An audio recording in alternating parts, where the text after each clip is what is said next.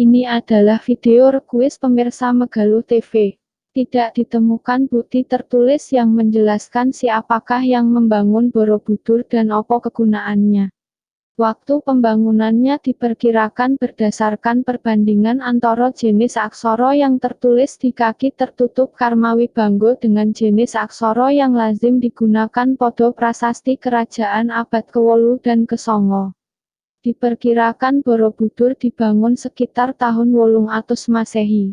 Kurun waktu ini sesuai dengan kurun antara 760 dan 830 Masehi, masa puncak kejayaan Wangsa Sailendra di Jawa Tengah, yang kala itu dipengaruhi Kemaharajaan Sriwijaya. Pembangunan Borobudur diperkirakan menghabiskan waktu 75 nganti 100 tahun lebih dan benar-benar dirampungkan pada masa pemerintahan Raja Samaratungga pada tahun 825. Terdapat kesimpangsiuran fakta mengenai apakah raja yang berkuasa di Jawa kala itu beragama Hindu atau Buddha. Wangsa Sailendra diketahui sebagai penganut agama Buddha aliran Mahayana yang taat, akan tetapi melalui temuan prasasti Sajamerta menunjukkan bahwa mereka mungkin awalnya beragama Hindu Siwa. Pada kurun waktu itulah dibangun berbagai candi Hindu dan Buddha di dataran Kedu. Berdasarkan prasasti Canggal pada tahun 732 Raja beragama Siwa Sanjaya memerintahkan pembangunan bangunan suci Siwalingga yang dibangun di perbukitan Gunung Wukir, letaknya hanya 10 km (6,2 mil) sebelah timur dari Borobudur. Candi Buddha Borobudur dibangun pada kurun waktu yang hampir bersamaan dengan candi-candi di dataran Prambanan. Meskipun demikian Borobudur diperkirakan sudah rampung sekitar 825 tahun lebih awal sebelum dimulainya pembangunan Candi Siwa Prambanan sekitar tahun 850.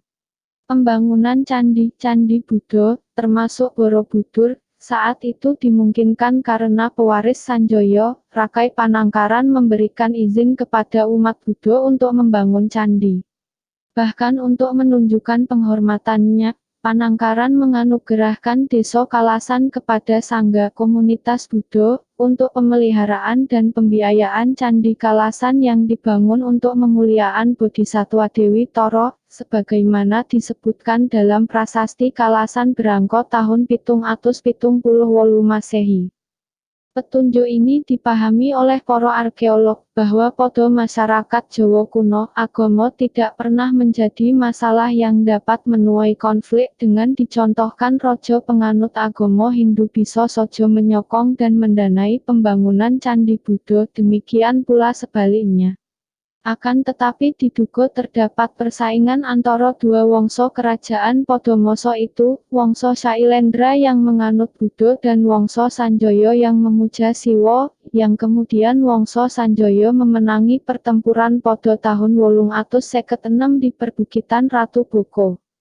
Ketidakjelasan juga timbul mengenai Candi Loro Jonggrang di Prambanan. Candi megah yang dipercaya dibangun oleh sang pemenang Rakai Pikatan sebagai jawaban Wangsa Sanjaya untuk menyaingi kemegahan Borobudur milik Wangsa Sailendra, akan tetapi banyak pihak percaya bahwa terdapat suasana toleransi dan kebersamaan yang penuh kedamaian antara kedua wangsa ini, yaitu pihak Sailendra juga terlibat dalam pembangunan Candi Siwa di Prambanan. Borobudur tersembunyi dan telantar selama berabad-abad terkubur di bawah lapisan tanah dan debu vulkanik yang kemudian ditumbuhi pohon dan semak belukar sehingga Borobudur kala itu benar-benar menyerupai bukit. Alasan sesungguhnya penyebab Borobudur ditinggalkan hingga kini masih belum diketahui. Tidak diketahui secara pasti sejak kapan bangunan suci ini tidak lagi menjadi pusat ziarah umat Buddha.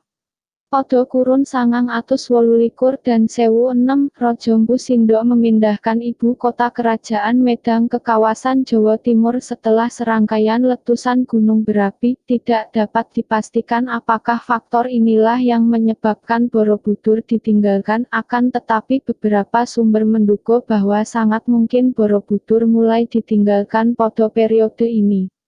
Bangunan suci ini disebutkan secara samar, samar sekitar tahun 1365 oleh Mpu Prapanca dalam naskahnya Nagara Kertagama yang ditulis pada masa Kerajaan Mojopahit. Ia menyebutkan adanya wihara di Budur. Selain itu Sukmono, 1976 juga mengajukan pendapat populer bahwa candi ini mulai benar-benar ditinggalkan sejak penduduk sekitar beralih keyakinan kepada Islam pada abad ke-15. Monumen ini tidak sepenuhnya dilupakan, melalui dongeng rakyat Borobudur beralih dari sebagai bukti kejayaan masa lampau menjadi kisah yang lebih bersifat tahayul yang dikaitkan dengan kesialan, kemalangan dan penderitaan. Dua babat Jawa yang ditulis abad ke-18 menyebutkan nasib buruk yang dikaitkan dengan monumen ini. Menurut babat Tanah Jawi, sejarah Jawa, monumen ini merupakan faktor fatal bagi Mas Dono, pembangkang yang memberontak kepada Pakubuwono I, Raja Kesultanan Mataram pada 1709.